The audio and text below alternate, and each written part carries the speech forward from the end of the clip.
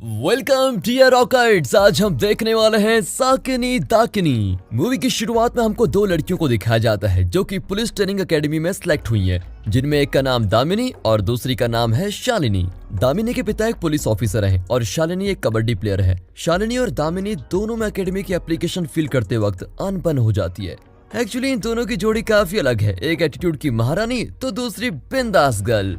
इसके बाद joint director Pratap sir सभी स्टूडेंट्स को इंस्ट्रक्शन देते हैं, जिसमें वो बताते हैं कि अगले 14 महीने में 12 महीने तुम्हारी ट्रेनिंग होगी और 2 महीने फील्ड वर्क होगा और अब इन स्टूडेंट्स को यहाँ पर 12 महीने निकालने पड़ेंगे। अब दामिनी और शालिनी को दोनों को एक दूसरे के रूम में ही 12 महीने गुजारने हैं। पहले तो दामिनी शालिनी के साथ रहने के लिए मना कर देती है, लेकिन जब उसे पता चलता है कि और कोई रूम खाली नहीं है तब वो शालिनी के साथ रहने के लिए मान जाती है। इस तरह इनकी ट्रेनिंग शुरू हो जाती है और एक दिन जब खाना खाने का समय होता है तो शालिनी दामिनी का चिकन ये कहकर ले लेती है कि शायद बनाने वाले ने इस चिकन में अपना पसीना मिला लिया होगा, इसलिए इतना लजीज लग रहा है। दरअसल दामिनी एक बहुत ही हाइजीनिक लड़की है, जबकि शालिनी बहुत ही भुक्कड़ और खाने के लिए कुछ भी कर सकती है। इसी बीच एक रात को हमको पता चलता है कि दामिनी ने वॉशिंगटन यूनिवर्सिटी में इंटर्नशिप के लिए अप्लाई किया है, जो कि अप्रूव भी हो चुका है। इस तरह सब कुछ ठीक चल रहा होता है। तभी एक दिन सुबह अलार्म बजता है। दामिनी शालिनी को कहती है कि अलार्म मेरी वजह से बजा, तुम सो जाओ। दामिनी खुद ग्राउंड पर चली जाती है और शालिनी ग्राउंड पर जाने के लिए 1 मिनट लेट हो जाती है,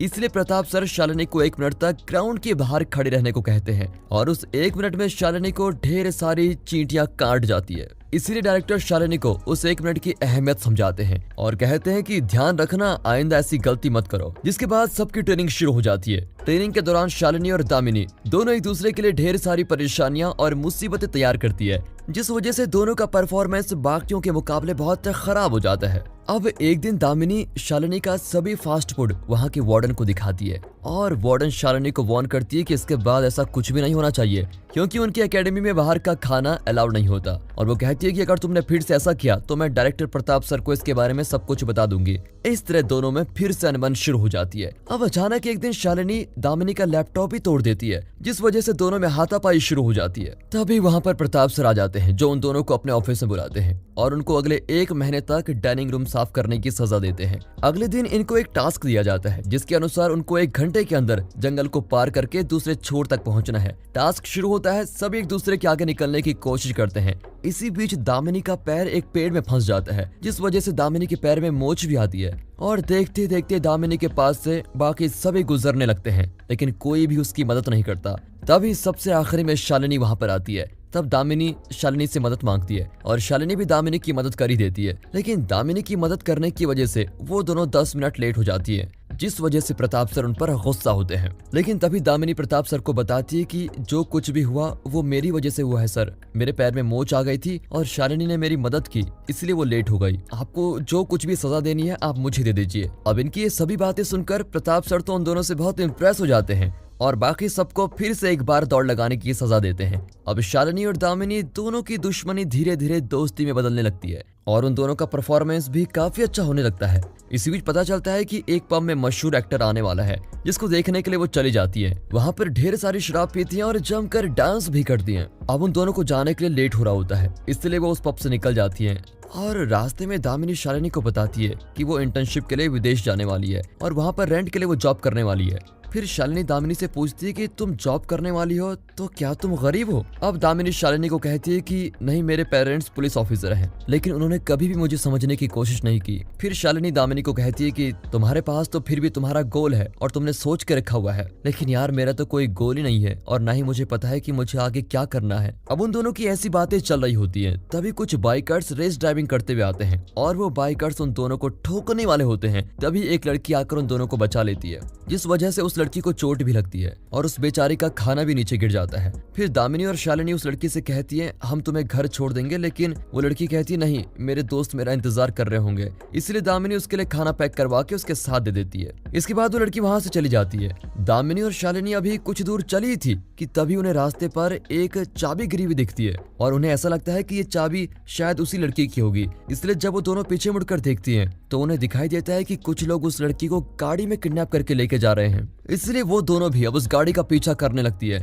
लेकिन गाड़ी बहुत तेज होती है और वहां से निकल जाती है। अब दामिनी पुलिस हेडक्वार्टर फोन करके इसके बारे में बताती है। तभी सामने से पुलिस ऑफिसर उनसे गाड़ी का नंबर पूछता है तो वो गाड़ी का नंबर बता देती है, लेकिन पुलिस ऑफिसर कहता है कि इस नंबर पर कोई भी गाड़ी रजिस्टर नहीं है और साथ ही कहता है कि मैं वहाँ पर पुलिस व्हीकल को भेजता हूँ। लेकिन वो ऑफिसर ये नहीं बताता कि वहाँ पहुँचने में कितनी देर लगेगी, इसलिए वो नजदीकी पुलिस स्टेशन में पहुँच जाती है। लेकिन अफसोस वहाँ पर कोई उनकी बात सुनने को तैयार नहीं होता, इसलिए वो सीधे प्रताप सर को फोन लगाती है। तो प्रताप सर उन्हें वापस एकेडमी में आने के लिए कहते हैं, जिसके बाद शालिनी दामिनी से कहती है यार अब हमें करना क्या चाहिए। तो दामिनी कहती है कि जो हमें सिखाया गया है हमें उसी की तरह क्राइम स्पॉट की छानबीन करनी चाहिए। तभी पुलिस स्टेशन में प्रताप सर का कॉल आता है। वो पुलिस ऑफिसर को उन दोनों पर नजर रखने को कहता है। पुलिस ऑफिसर उन दोनों को अंदर बुलाता है, लेकिन वो दोनों पुलिस स्टेशन को बाहर से बंद करके वहां से भागी जाती है और सीधे उस क्राइम लोकेशन पर पहुंचती है। वहां पर वो सीधे जाके छानबीन करने लगती है। अब छानबीन करते समय उन्हें उस लड़की के गिरे हुए खाने की कोई थैली मिलती है, जिसे लेकर वो दोनों उस दुकान को ढूंढने निकल जाते हैं ताकि उन्हें उस दुकान से उसके बारे में कुछ इन्फॉर्मेशन मिल सके। और जब उस दुकान के पास वो पहुंचती हैं, वो देखते हैं कि आसपास के सभी दुकानदार उसी तरह के फूड पैकेट का इस्तेमाल कर रहे हैं, सेम वैसे ही जैसे उस लड़की के पास था। दोनों कंफ्यूज हो जाती हैं कि अब आगे करें क्या।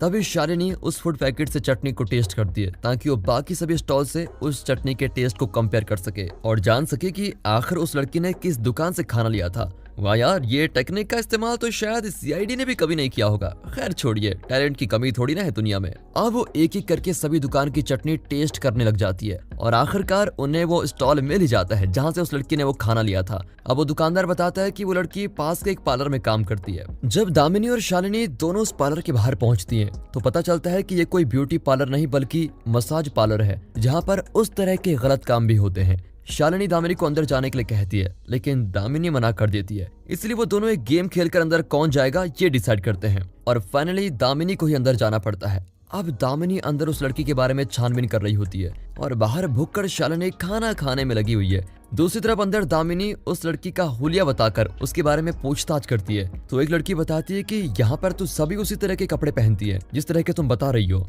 बाहर एक आदमी शालिनी के साथ फ्लर्ट कर रहा होता है। तभी कुछ पुलिस वाले आ जाते हैं और शालिनी उस आदमी को पीटने लगती है और वो आदमी वहां से भाग ही जाता है। लेकिन शालिनी भी उसका पीछा करती है और पुलिस वालों को कहती है कि मैं उस आदमी को मारने जा रही हूँ, जिस वजह से पुलिस भी शालिनी का पीछा करने लग जाती है और उनकी पकड़म पकड़ाई शुरू। दरअसल शालिनी ने जानबूझकर उन पुलिस वालों को उसका पीछा करने के लिए मजबूर किया ताकि अंदर दामिनी उसकी पूछताछ अच्छे ढंग से कर पाए। अंदर पूछताछ के दरमियान दामिनी को पता चलता है कि उस लड़की का नाम प्रिया है और उसको उसका एड्रेस भी मिल जाता है। जैसे ही दामिनी पार्लर से बाहर आ जाती है तो उसे शालिनी मिलती है और दोनों वहां से भागकर निकल जाते हैं। अब ये दोनों प्रिया के घर पर जाती हैं। एक्चुअली प्रिया वहां पर कुछ लड़कियों के साथ रहती थी, लेकिन उस वक्त एक लड़का भी वहां पर मौजूद होता है जिसका नाम नंदू है। अब शालिनी और दामिनी जैसे ही प्रिया के बारे में नंदू से पूछताछ करने लगते हैं तो वो चकमा देकर वहां से भाग जाता है। दामिनी नंदू को ढूंढते हुए पार्किंग में आ जाती है। तभी वो दामिनी पर पीछे से चाकू से अटैक कर देता है, लेकिन दामिनी उससे बचकर सेल्फ डिफेंस की ट्रिक से उसी को मारकर नीचे गिरा देती है। अब शालिनी और दामिनी दोनों नंदू से प्रिया के बारे में पूछताछ करते हैं तो वो बताते हैं कि मैं ऐसी लड़कियों को बेच देता हूँ। फिर जब दामिनी उससे खरीदार का नाम पूछती है तो वो उस दलाल का नाम रफीक बताता है। इसी बीच प्रिया के साथ रहने वाली लड़कियां उन्हें बताती हैं कि प्रिया का इस दुनिया में कोई नहीं है और प्रिया बहुत ही अच्छी लड़की है, प्लीज दीदी आप उन्हें बचा लीजिए।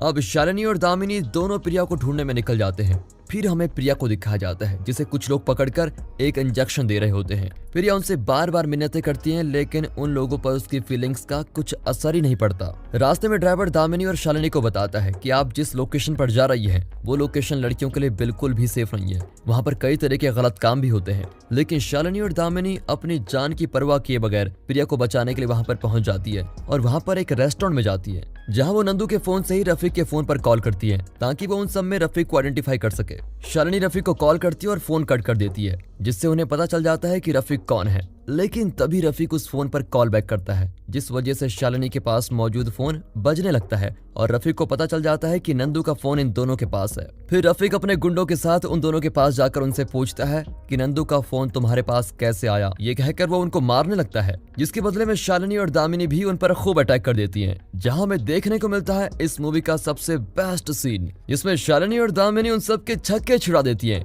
और फिर रफीक को बंदी बनाकर अपने साथ लेके जाती है। फिर हमें राका नाम के एक डॉन को दिखाया जाता है जो किसी शख्स को हथौड़े से पीट पीट कर मार देता है और राका वही शख्स है जिसके लिए रफीक काम करता है और राका ही इस सब रैकेट का मास्टरमाइंड है। इसके बाद शालिनी और दामिनी दोनों रफीक की मदद से उस जगह पर पहुंच जाते हैं जहां पर प्रिया को रखा गया है। जब शालिनी और दामिनी उस जगह पर पहुंचती हैं तो वो देखते हैं कि उस जगह पर सिर्फ प्रिया ही नहीं उसके जैसे ढेर सारी बच्चियों को कैद करके रखा गया है। शालिनी और दामिनी उन लड़कियों को छुड़ाने की बहुत कोशिश करती है लेकिन उन्हें एक कमरे में बंद करके रखा गया है और वो उसको खोल नहीं पाती।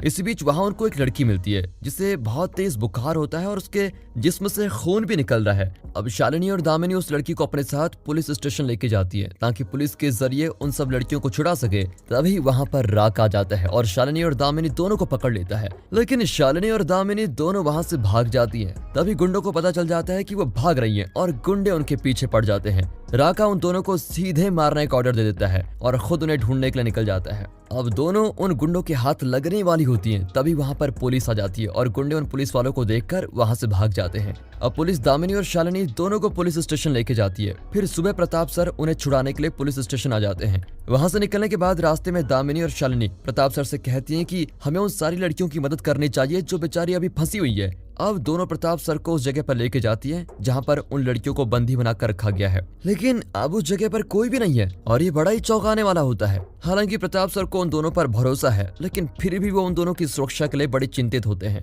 इसलिए वो उन दोनों को और लड़कियों की मदद करने के लिए मना कर देते हैं और वापस एकेडमी चलने के लिए कहते हैं। एकेडमी आने के बाद दामिनी उस इंजेक्शन के बारे में खूब रिसर्च करती है, जो इंजेक्शन उन लड़कियों के पास मिला था वही वाला। अब रिसर्च करने के बाद दामिनी शालिनी को बताती है कि ये इंजेक्शन पीरियड्स के टाइम प्रोड्यूस होने वाले एक्स की लिमिट बढ़ाकर 20 कर देता है। फिर उन एक्स को बायोलॉजिकल लैब्स और हॉस्पिटल को बेचा जाता है ताकि IVF के जरिए बच्चे पैदा किए जा सके और ये एक बहुत बड़ा रैकेट है। और अब वो धीरे धीरे इस रैकेट के खिलाफ सबूत ढूंढना शुरू कर देते हैं और उन्हें उस इंजेक्शन को खरीदने वाले हॉस्पिटल का एड्रेस भी मिल जाता है और साथ ही साथ उस गाड़ी की लोकेशन भी मिल जाती है जिस गाड़ी से उन लड़कियों को किडनैप किया जाता है। अब रात को शालिनी और दामिनी दोनों लड़कियों को छुड़ाने के लिए एकेडमी से भाग जाती है और बुर्का पहनकर उस हॉस्पिटल में पहुंच जाती हैं जिस हॉस्पिटल से उन लड़कियों की बॉडी से एक्स को निकाले जाने वाला था। जिसके बाद वो उस हॉस्पिटल के पार्किंग में जाकर राका के गुंडों को बहुत मारती हैं और उनके होश ही उड़ा देती है। ये एक्शन सीन तो देखने में दोस्तों आपको काफी जबरदस्त लगेगा। फिर वो उन लड़कियों को बचाने के लिए जैसे ही लिफ्ट के ऊपर जा रही होती है तभी लिफ्ट के सामने राका आ जाता है और उन दोनों पर खूब हमला करता है। शालिनी और दामिनी दोनों मिलकर राका का कड़ा मुकाबला करती है लेकिन राका उन दोनों पर हावी हो जाता है, आखिर मर्द जो ठहरा।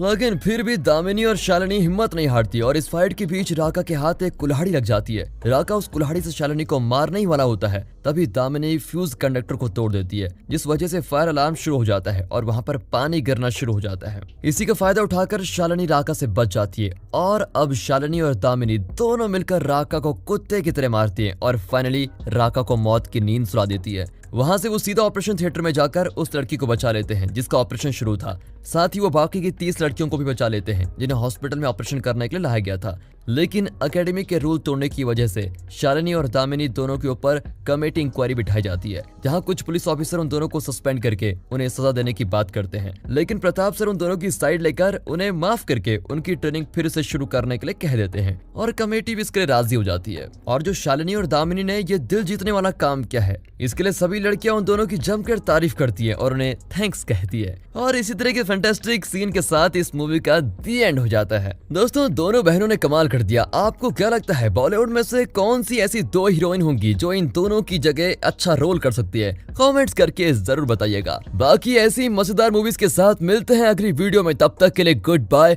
अपना ख्याल रखिए and finally thanks for watching.